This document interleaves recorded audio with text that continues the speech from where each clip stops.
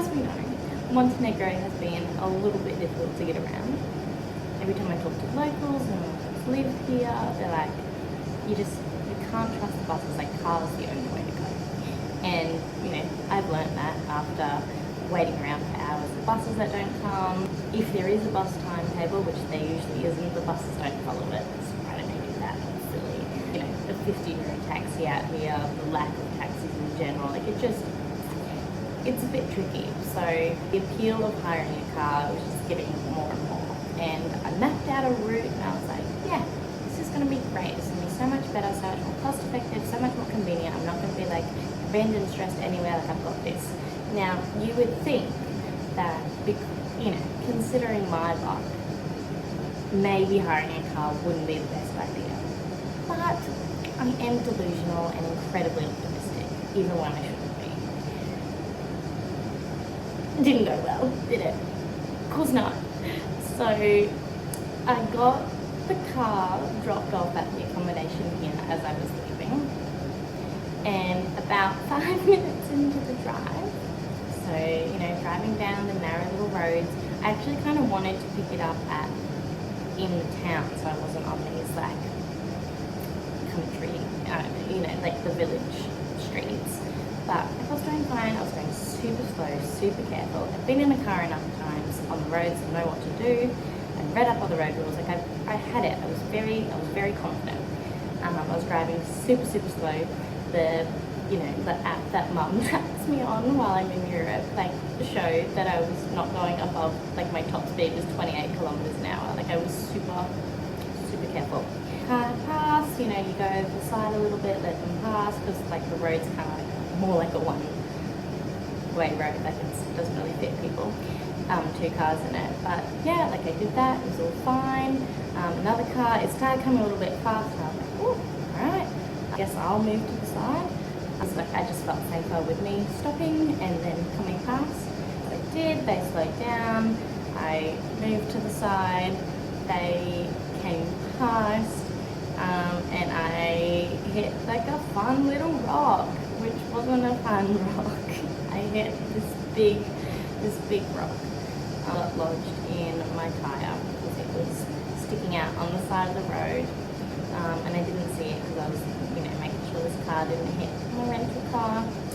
And yeah, and it kind of just dislodged the wheel a little bit.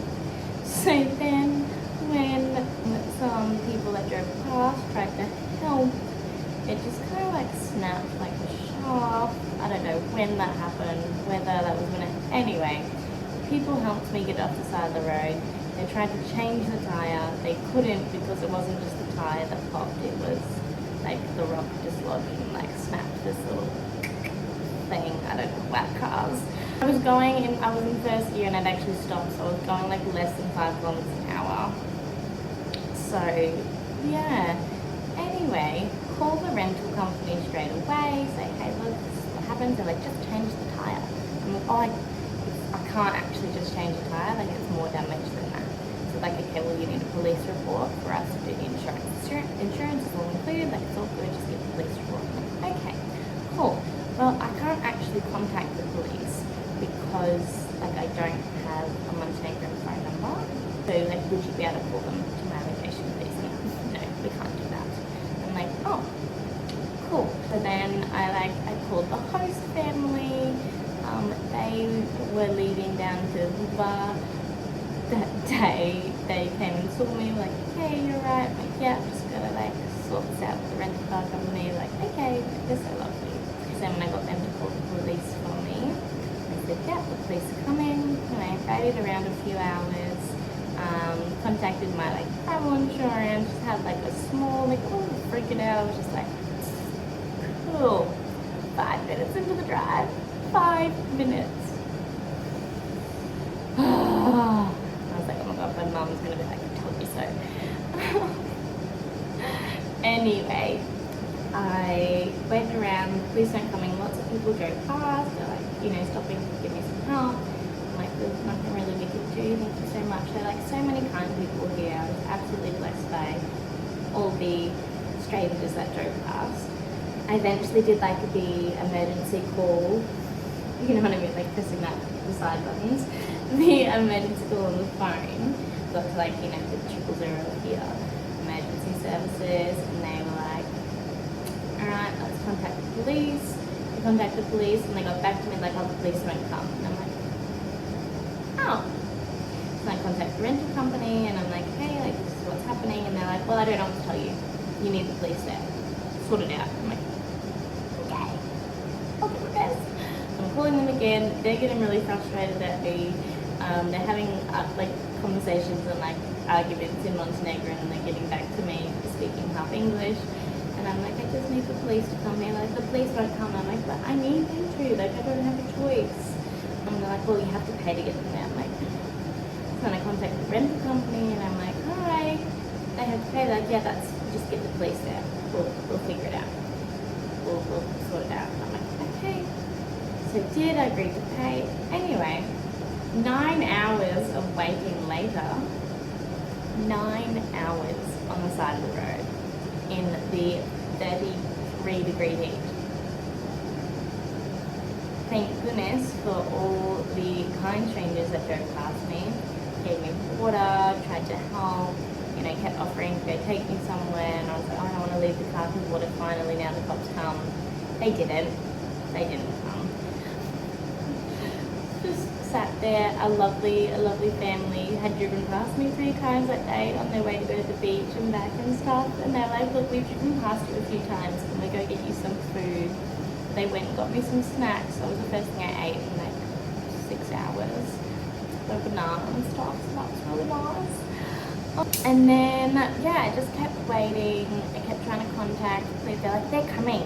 Like, they're coming. And they're getting frustrated. Oh my God, this was so funny. When I was like on the line to the emergency services and they told me the police won't come, I just started like crying a little bit, like the emotions started coming out. And she goes, don't cry. You're not hurt. You don't have to cry. That's silly. Like, I was like, okay, I'm sorry. I just like don't know what to do. I need the police to come here. I'm not getting any help because like the rental company's like, well, can't do anything. They literally said, I don't know what to say. You need the police to get there. I'm like, awesome. And everyone, I talked to all the locals and stuff, and I said I was waiting for the police. They like laughed and like, oops. I was like, oh, cool. So apparently everyone in Montenegro is really beautiful and helpful except for the people that are meant to help me. But yeah, so after about 7 or so hours, the family drove back from Woodward from their day out. I don't know what they were doing. They're like, you're still here? And I'm like, I am. Yay. So a group of people from Belgrade had stopped and they were trying to help me as well. At the same time, there was a lovely lady who lived in Italy for a while and she was trying to help. And so they're all just like contacting people and everyone's speaking different languages, going straight over my head, and, you know.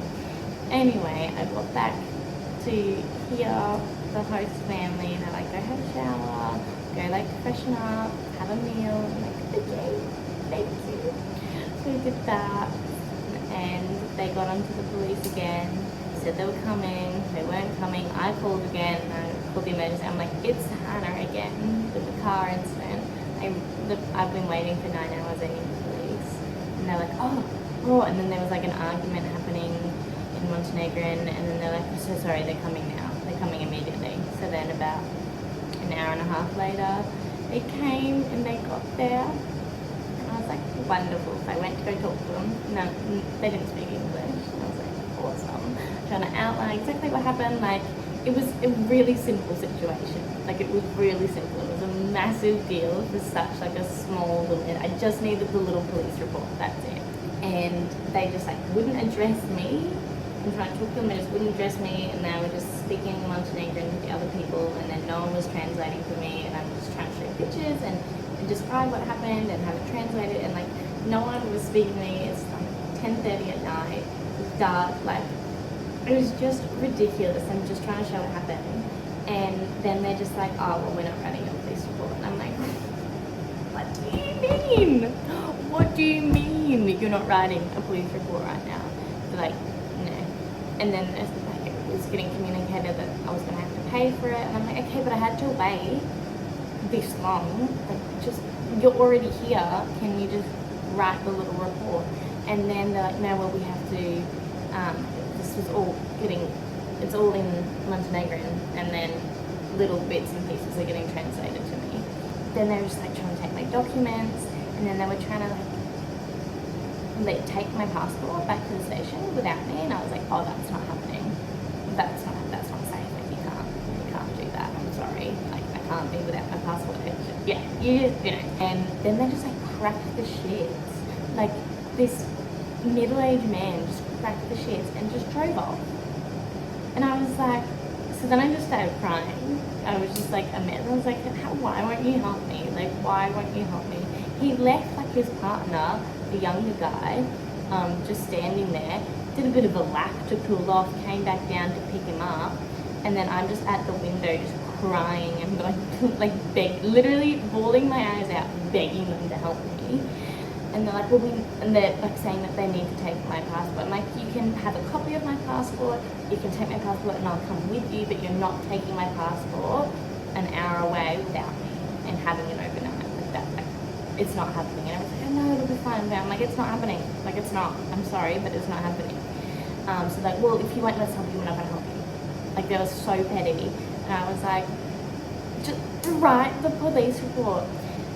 Thank goodness for this beautiful, beautiful woman from Belgrade and from Italy. She was amazing, and then she like charmed them, and then they all just like start telling jokes, and everyone here, when they're looking at like my full name, thought it was really funny that my middle name's Marie. They're like, huh. Like, I don't know why they thought that was funny. I haven't clicked onto that. I've tried to get that explained to me. Anyway, so they're all cracking up laughing about that. They're laughing about me and the passports and about how I need a husband, and joking that the young police officer will be my husband. But I'm like, well, that gets you to write the report for me?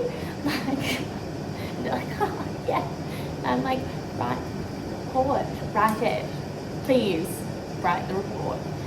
I was like, they just went on. And they're all, yeah, so it went from like being cranky and yelling at me to then they're all just having jokes about me. Anyway, so then I'm just like politely standing there like smiling and like going, please, yes, help, please write it. And so then the sum of it was I had to go to the police station the next morning. I was like, cool, don't know why you can't just write it right now, but that's fine. I was like, they still want to check my passport. I'm like, you can't. You can't. I'm like, I'll come to the police station next morning. Anyway, they're like, okay, do that. You have to pay. Right, I have to pay for the cops to come out there. I'm like, but they didn't even do what I needed them to do. I still have to go to the police station. And I had to wait 9.5 hours. Well, longer than that, but anyway. Yeah, and then they went off. And I went to bed. I was like, alright. So they were like, you have to get there first thing in the morning. So beautiful Milica, the woman from Belgrade who lived in Italy, so she speaks so many, she's, amazing. And so she was like, I'll come with you to the police station tomorrow morning, get to my house at 8 o'clock, and then we'll take the 8:30 ferry taxi across, and that's a quicker way to get to the police station. So we did that, and when I bought her, like, we had some breakfast, bought us some breakfast, say thank you. She's talking to someone that she knows in the police station, and they're like, well, what was the other car? Like, what did the other car look like? Did you get their details? I'm like, well, I didn't hit the other car. I hit a rock because there was another car. Like, I was just trying to safely move to the side. Like, well, you don't do that. I'm like, well, I didn't want to get hit by a car. Like, anyway. So I'm like, get hit because then it's their fault. I'm like, right, okay, cool. Well, I know that for next time. And yeah, so then there was a whole incident, and the whole problem is that I didn't get their details, which is all my fault. I'm like, yeah, like, I get that, like, it is, but it was an accident. Like, it is my fault. I'm at fault. I hit a rock, and I didn't notice the rock sticking out because I was making sure this car, it wasn't gonna hit me. Accident was just. Then we get to the police station at 10. We're there. Everyone's speaking Montenegrin. They're laughing, joking, yelling. Everything's going over my head. I'm just there like, They're like, oh, it's the one that wouldn't give the passport. Oh, like I hear the jokes. I hear documente, and then they all laugh, and I'm like, and crying, like mimicking me. I was like, oh, just write the report, please write the report.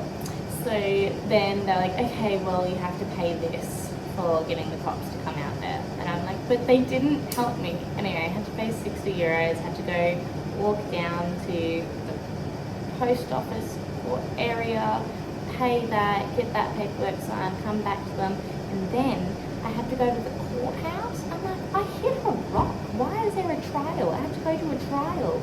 I'm like, sorry. So then we had to go down to the courthouse. Thank goodness. Oh my God, it's just amazing. She's coming with me through all this. She's translating. She's just being phenomenal. Like the kindness of people just astounds me. I just could not stop thanking her. She's literally my guardian angel. Anyway, we went down. We're waiting. We had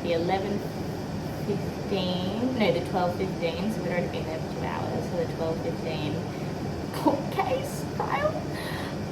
And then the power goes out, so then they can't help us because the power goes out. And they're like, you just have to wait. I'm like, okay. Anyway, we get there, I try and explain the situation. A lot of it's going over my head in Montenegrin. I'm like, okay.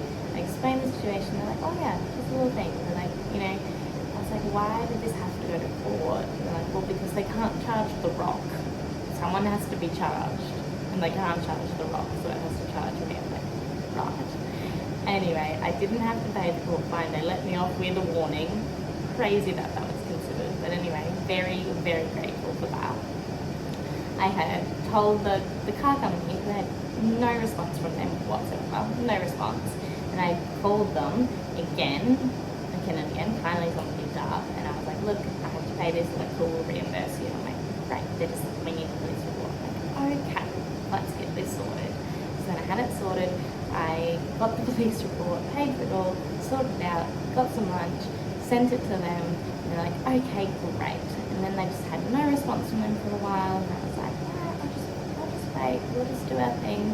Then we were going to take the ferry back across, and then I realised that the police never gave me back the car documents. They gave me back my documents, which was my priority, but they had also taken documents that came with the car, the rental agreement and stuff. So I was like, so I had to go back to the police station, walk another 30 minutes, go get that, wait around for the next ferry, still waiting for the car to come and talk to me.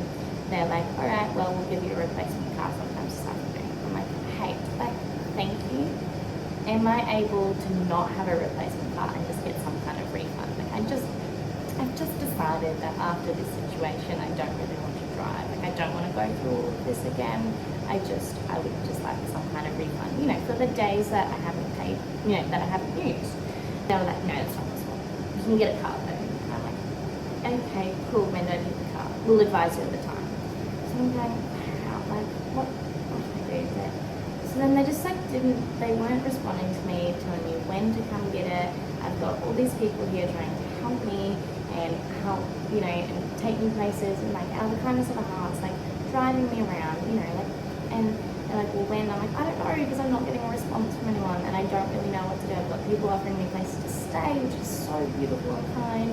But then I don't know whether I'm getting this car or not, so I'm just asking them and I'm like, hey, are you sure there's no way I can get a refund? I'm just getting no response from them whatsoever, like nothing. I call and they just start denying my calls. I find another phone number. I'm trying to get to them. I'm like, can you please get a supervisor to contact me? Well, I can't do it. I don't know this stuff. I have to talk to a supervisor. And I'm like, cool. Could you get the supervisor to please contact me? Like, okay. No one ever contacted me. Calling again, like, no. And I'm like, all right. I need someone. I need a supervisor, management, someone to contact me about the situation. I need to have a conversation with someone about whether I can organise a refund, whether we're able to put that. And I need the details. I just need a conversation, please, some communication. Nothing. They just kept like denying everything, reading and not replying, like crazy. I then wrote a strongly worded email just outlining everything that happened, the details of everything. So I was really disappointed in the lack of communication support, considering they advertise 24-hour support, you know. And then I found another phone number, called that, like, we've read your email, just wait for a reply. I'm like, okay. So they said to wait half an hour. I waited an hour, got no reply. I called again, and after like 2 rings, well, you know, they denied it. Rang again, another like 10 minutes. He just kept denying it, and eventually I sent another email saying it's very disappointing, immature that you're blocking phone calls. I need some kind of communication here. Called again, they pick up. I said, yes, we're trying to figure it out. You know, we're trying to reply to you. Just wait. And I'm like, can I just have someone talk to me, please? Like, can someone please just speak to me? I'm having no communication whatsoever, and it's not okay. Like, I need to know what's going on here. And they're not replying to me. And then I'm like, okay, cool. Can I get just some kind of, and then they're saying that I denied the rental car, and I'm like, I'm asking whether I can get a refund, and they've actually denied the rental car. I mean, ideally, I would much prefer not to have a rental car and just get a refund, but I need someone to speak to me, please. And he was just like, we'll just put it in an email. Like, I did put an email. And he's like, well, we've responded. I'm like, you haven't? I haven't got an email back. He's like, oh, we will. I'm like, can you please just speak to me? So it was very disjointed. Like, the English was difficult. And obviously, I understand that. But I was trying to be really clear and concise and, you know, not yak like I normally do. And basically, got to the point where he's like, well, you've already paid, and you're paying for that, covers the insurance. I'm like, okay, yes, I understand that. But can I just pay for the 1 day of the hire? The 1 day hire that includes the insurance for that day of the incident. Like, I don't need to continue paying for the next 4 days because I'm not using the car. And I'm not using the insurance. Like, the car's gone. You know, I need the insurance for that day. So can I please have a refund for those days? Right. So put it in the email. So outlining in the email. And I just get no response. I'm like, I don't know what to do. I've got this beautiful family asking me where they, you know, what to do. Where do I want to be taken? I've got Melita offering me a place to stay and asking what I want to do. And then the other 2 people from Belgrade that were there offering me. Like, I have so much kindness from everyone else. And I've got people asking me questions and I have no answers. I was so overwhelmed. It was just crazy. So I'm just writing all these emails, I'm outlining it, and I, you know, did the math. And I'm like, all right, so if it was this, you know, it was something almost like €300 for 5 days. This is the 1 day rate, including the insurance covered. That's how much I'm happy to pay, obviously, for that day. I mean, I only had it for 20 minutes, but that's my fault. The rest, am I able to get that refunded? And then just like not replying to me at all. And I'm like, well, I still have the keys for the other car and some of their paperwork. Like do they? I don't know. Just a shit show. And would we have expected anything less? And I'm sure if I just took this other car, things would be fine. I understand everything, you know, I've had all the police officers talk to me, just stay in the road, like it would have been okay. It was just an accident, but I just don't want to risk it. I don't want to risk going through all this again. But the biggest waste of money, it's like almost like 500 and something Australian dollars for a 20-minute drive in a car and 2 days worth of being around.